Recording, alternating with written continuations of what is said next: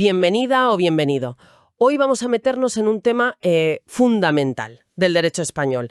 ¿Qué pasa después de que se comete un delito? Todos sabemos que puede haber un juicio penal, un castigo, pero, bueno, no es lo único. Vamos a usar la ley de enjuiciamiento criminal para ver cómo un mismo hecho puede activar dos respuestas legales. Son distintas, ¿eh?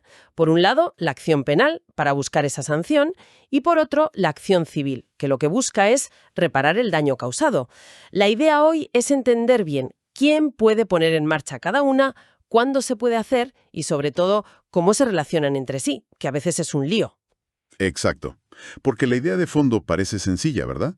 Cometes un delito y se abren dos caminos legales. Uno es el penal, el del Estado persiguiendo al culpable, y el otro es el civil, el de la víctima o el perjudicado buscando que le arreglen el estropicio, digamos. Claro, que le devuelvan lo suyo o le compensen. Vamos a desgranar un poco cómo funciona este doble mecanismo, que seguro que tiene su miga. Empecemos, si te parece, por la vía penal, la que busca el castigo. Lo primero que me llama la atención es que, como regla general, es pública. Sí, ¿Qué significa eso exactamente? ¿Que cualquiera puede? pues sí, significa que no depende solo de que la víctima quiera acusar. De hecho, cualquier ciudadano español en teoría podría iniciarla. Pero vamos, lo normal. La figura clave aquí es el Ministerio Fiscal. Ah, el fiscal. Eso es. Y es importante esto. El fiscal tiene la obligación de actuar de oficio en la mayoría de los delitos, los que llamamos delitos públicos. Tenga o no tenga un acusador particular delante, el fiscal tiene que moverse. O sea que el Estado asume que perseguir esos delitos es un interés general, ¿no? Que nos afecta a todos. Justo. Es una forma de asegurar que las cosas graves no queden impunes simplemente porque la víctima, pues, no pueda o no quiera denunciar. Tiene sentido, sí. Es el Estado asumiendo esa responsabilidad colectiva. Pero, claro, como en todo en derecho, habrá matices, ¿verdad? No todos los delitos irán por esa vía automática. Así es. El sistema siempre busca un equilibrio. Hay delitos que la ley considera, digamos, más privados. Y esos solo se persiguen si la persona ofendida lo pide expresamente. Son los famosos delitos perseguibles a instancia de parte. Vale. O incluso algunos, muy pocos ya, que requieren una querella privada específica como ciertas injurias o calumnias contra particulares. Ahí la voluntad de la víctima es totalmente decisiva para arrancar. Entiendo. O sea, la ley distingue. Hay ofensas que nos atañen a todos y otras donde la iniciativa es del afectado directo. Y en esos que necesitan la instancia de parte, ¿qué pasa si la víctima es vulnerable? ¿Hay alguna protección extra? Sí, y es muy importante. Incluso en esos delitos que necesitan la denuncia de la víctima, si ésta es menor de edad o una persona con discapacidad que necesite especial protección, el Ministerio Fiscal puede actuar igualmente. Ah, bien. La idea es no dejar desprotegido a quien más lo necesita, aunque el delito sea, en principio, de naturaleza semiprivada, por decirlo así. Entendido. Y más allá del tipo de delito, hay gente que aunque quiera no pueda ejercer la acción penal. Personas concretas. Efectivamente, hay limitaciones. Son bastante lógicas, la verdad. Alguien que no esté en pleno ejercicio de sus derechos civiles, por ejemplo, no podría. O, y esto es curioso, como medida disuasoria, quien haya sido condenado 2 veces en sentencia firme por presentar denuncias falsas. Anda. Para evitar abusos, claro. Exacto. Se busca evitar un uso torticero del sistema penal. Y luego está el caso particular de los jueces y magistrados. Correcto.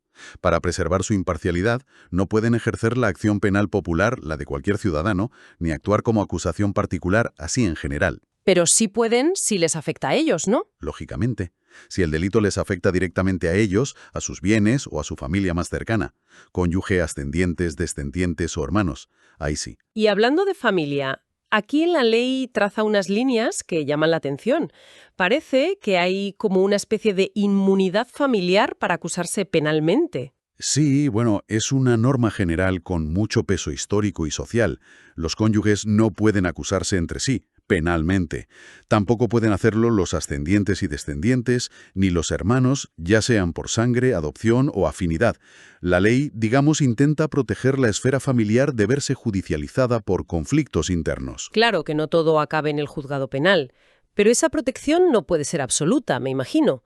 ¿Qué pasa si el delito es grave y ocurre dentro de la familia? Ahí está la clave, claro. Esa barrera familiar se cae en casos importantes. La prohibición de acusarse no aplica si el delito lo comete un familiar contra la persona del otro. Lesiones, por ejemplo. Ajá. O contra la persona de los hijos. Tampoco aplica en un delito como la bigamia, que atenta contra la estructura familiar reconocida legalmente. Entiendo. Aquí, la necesidad de proteger a la víctima o el propio orden jurídico, pues, prima sobre esa paz familiar. Refleja esa tensión que siempre existe entre proteger la intimidad familiar y asegurar que los delitos graves no queden impunes solo por ocurrir dentro de ella. Y para cerrar este bloque penal, una duda importante. ¿Qué pasa si la víctima, que inicialmente denunció o podía hacerlo, decide perdonar o simplemente no seguir adelante? ¿Se acaba todo? A ver, aquí volvemos a la distinción clave. Si es un delito que solo puede perseguirse a instancia de parte, los semiprivados que decíamos, Sí. la renuncia expresa de la persona ofendida sí extingue la acción penal. Ahí se respeta su voluntad. ¿Vale? Pero ojo, la renuncia es personalísima. Solo afecta a quien renuncia. Si hubiera otras personas que también pudieran ejercer la acción, ellas podrían continuar si quisieran. Ah, interesante. Pero si el delito es público, de los que el fiscal persigue sí o sí. Entonces, la renuncia de la víctima no detiene el proceso penal, no lo extingue. Ah, vale. El interés público en perseguir ese delito se considera superior. Lo que sí hace el sistema es informar a la víctima de todos sus derechos. Tiene derecho a ser parte activa en el proceso, como acusación particular, y a reclamar una indemnización, que es la acción civil. De hecho, el letrado de la Administración de Justicia, el LAJ, que es como el director de la oficina judicial, el que documenta todo y da impulso, tiene el deber específico de informar de estos derechos a la víctima cuando declara. Ya. Pero la persecución penal sigue su curso, independientemente de su perdón o renuncia, si el delito es público. Vale, creo que la parte del castigo queda más clara. Pero decíamos al principio que un delito también causa daños. Hablemos ahora de la otra acción, la civil. ¿Cómo se busca esa reparación? Pues la acción civil tiene un objetivo distinto, claro. No es castigar, sino compensar. Busca tres cosas básicamente. Restituir la cosa objeto del delito si se puede, devolverlo robado, por ejemplo. Ajá. Reparar el daño causado, arreglar lo que se ha roto, e indemnizar todos los perjuicios sufridos, tanto los materiales como los morales, que a veces son los más importantes. Entiendo. Y lo habitual, lo que pasa por defecto, es que el propio Ministerio Fiscal, además de acusar penalmente, ejerza también esta acción civil en nombre de la víctima. Salvo que ella diga lo contrario. O sea, que el fiscal asume también esa labor de pedir la indemnización. Y si la víctima no quiere ser compensada, ¿tiene que decirlo activamente? O si no hace nada, se entiende que no quiere. No, al revés. Y esta es una regla muy protectora para la víctima, fíjate. A diferencia de la acción penal pública donde la renuncia no paraba el proceso, aquí si la víctima quiere renunciar a su derecho a ser compensada, tiene que hacerlo de manera expresa. Expresa. Sí, la ley es muy clara. El simple hecho de no personarse en el juicio penal, de no querer ser parte activa como acusación, no se interpreta como una renuncia a la indemnización. Se presume que sí quiere ser reparada, salvo que diga, clara y terminantemente, que no. Tiene que ser muy evidente. Eso es una garantía importante, ¿eh? Evita que alguien pierda su derecho a compensación por desconocimiento o por miedo a meterse en el juicio penal o simplemente por no hacer nada. Totalmente. Se busca facilitar que la víctima obtenga reparación. De hecho, las personas perjudicadas por el delito que no hayan renunciado a su derecho pueden decidir personarse en el proceso penal solo para ejercer la acción civil. Ah, ¿pueden ir solo a por la indemnización? Sí. Tienen un plazo para ello.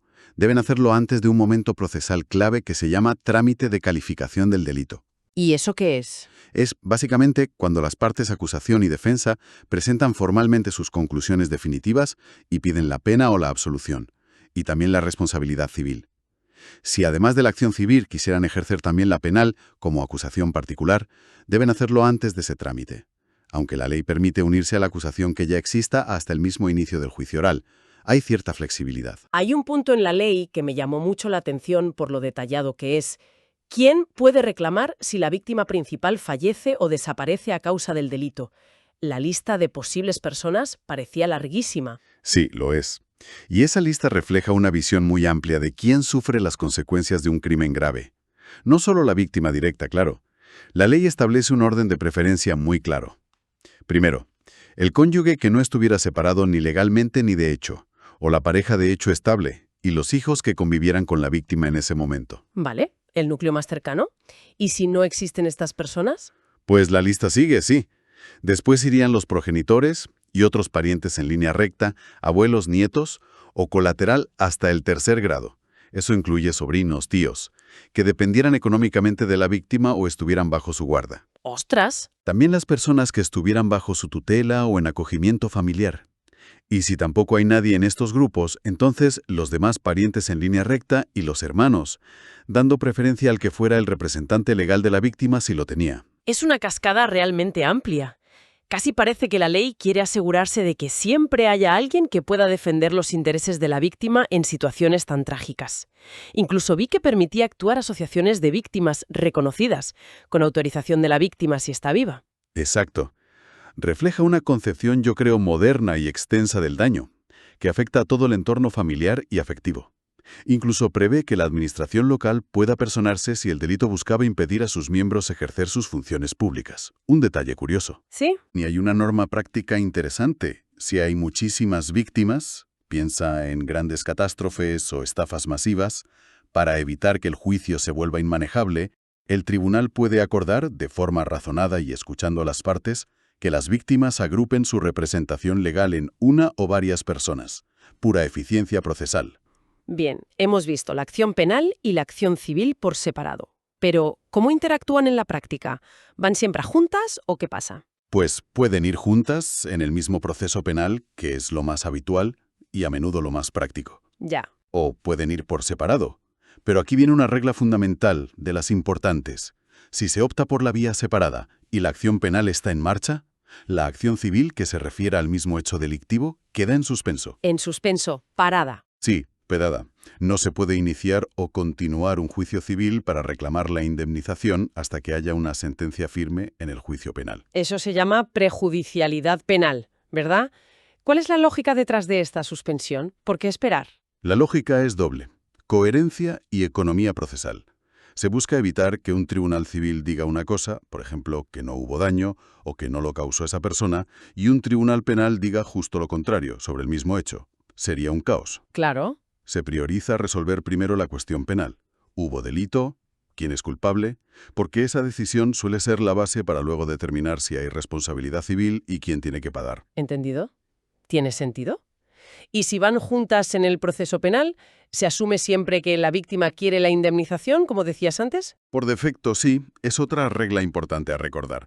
Si una persona ejerce la acción penal, se persona como acusación particular, por ejemplo, se entiende que también está ejerciendo la acción civil para obtener la reparación. Salvo que haga una de estas dos cosas, o bien renuncia expresamente a la acción civil, dice claramente no quiero indemnización, Vale. o bien se la reserva expresamente para reclamarla después, en un juicio civil separado, una vez que termine el proceso penal.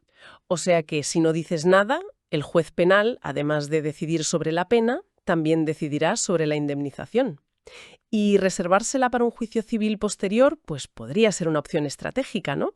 Quizás para discutir la cantidad con más calma o con pruebas de daños que tarden más en aparecer. Exactamente. Es una decisión que corresponde a la persona perjudicada, según le convenga. Pero ojo, hay una excepción muy curiosa a esa regla de suspensión de la vía civil. Ah, sí. En los delitos que solo se persiguen a instancia de parte, como injurias o calumnias privadas. Si la víctima elige ir directamente y únicamente a la vía civil para pedir una indemnización, Sí. esa decisión extingue la posibilidad de ir luego por la vía penal. Ostras. ¿En serio? Sí. Es una elección de vía con consecuencias definitivas. O eliges una o eliges la otra, pero no puedes hacer las dos sucesivamente en ese caso concreto. Una decisión con peso estratégico, desde luego. Vaya, interesante esa consecuencia tan drástica. Cambiando un poco de tercio, hablemos ahora de la extinción de las acciones. ¿Qué pasa si el culpable muere antes de ser condenado? ¿Se acaba todo? Bueno, la muerte del investigado o acusado extingue, lógicamente, la acción penal. El castigo es personalísimo, no se puede imponer a nadie después de su muerte, sería absurdo. Claro. Pero, y esto es crucial, la muerte del culpable no extingue la responsabilidad civil derivada del delito. Ah. O sea que la obligación de reparar el daño causado sobrevive al culpable, aunque haya muerto. Eso es. La acción civil para reclamar la indemnización subsiste contra los herederos del fallecido. ¿Contra los herederos? Sí. Eso sí, esa reclamación ya no se podrá hacer en el proceso penal, que se habrá extinguido por la muerte. Habrá que plantearla ante la jurisdicción civil, contra el patrimonio que haya dejado el fallecido, la herencia. Entiendo. La muerta, digamos, perdona la pena, pero no la deuda de reparación, hasta el límite del valor de la herencia, claro está. No responden con sus propios bienes si no aceptaron la herencia pura y simplemente. Distinción potente, sí. Muestra bien el carácter distinto de cada acción. ¿Y si la acción penal se extingue por otras causas? Por ejemplo, la prescripción del delito. ¿Arrastra eso a la acción civil? ¿También se extingue? No necesariamente. La ley dice que la extinción de la acción penal no lleva consigo la de la civil, salvo en un caso muy concreto, que la sentencia penal firme declare que el hecho del que derivaría la obligación civil nunca existió. Ah, vale. Si el juez dice, aquí no pasó nada. Exacto. Pero si el hecho existió, pero por ejemplo ha prescrito penalmente, o el autor está exento de responsabilidad criminal por alguna causa, era menor, tenía una alteración psíquica, todavía podría existir la obligación de reparar el daño civilmente. Entendido. Y al revés, si por alguna razón se extingue la acción civil, la víctima renuncia a la indemnización o prescribe el plazo para reclamarla, ¿impide eso seguir con la acción penal? No, para nada. La extinción de la acción civil no afecta en absoluto a la penal, si estamos hablando de un delito público. Vale. El interés del Estado en perseguir el delito sigue intacto, aunque la víctima ya no pueda o no quiera reclamar compensación económica. Son cosas distintas. Incluso, a ver si lo he entendido bien, si hubiera un juicio civil previo sobre el mismo tema y el demandado fuera absuelto, quizás porque no se pudo probar bien el daño económico, ¿eso impediría un juicio penal posterior por los mismos hechos? Tampoco, una sentencia civil absolutoria no produce efecto de cosa juzgada en el ámbito penal. Pueden tener estándares de prueba distintos o valorar los hechos de forma diferente según la finalidad de cada proceso, reparar versus castigar. Vemos así dos sistemas que caminan coordinados, con reglas de conexión claras como la prejudicialidad que comentamos, pero que mantienen su independencia funcional porque persiguen fines distintos. La decisión en uno no siempre cierra la puerta en el otro, salvo en esos casos específicos que hemos ido viendo. Muy bien, pues creo que hemos desgranado bastante bien este entramado legal, ¿eh? Resumiendo un poco esta exploración por las consecuencias legales del delito. Queda claro que un hecho punible puede abrir dos caminos principales, dos acciones. La acción penal, de naturaleza sobre todo pública, impulsada por el fiscal o, en ciertos casos, por la víctima, y que busca un castigo. Y la acción civil, enfocada en restituir, reparar e indemnizar, que se ejerce por defecto junto a la penal, a menos que el perjudicado renuncie expresamente o se la reserve para después. Sí. Hemos visto quién puede iniciar cada acción, las limitaciones, incluidas esas reglas especiales para familiares, que son llamativas, cómo afecta la renuncia de la víctima, según el tipo de delito, público o no, y la regla general de que la vía civil espera a la penal si van por separado. Es un equilibrio complejo, la verdad, que intenta conjugar el interés público, los derechos de las víctimas y, la eficiencia del sistema judicial.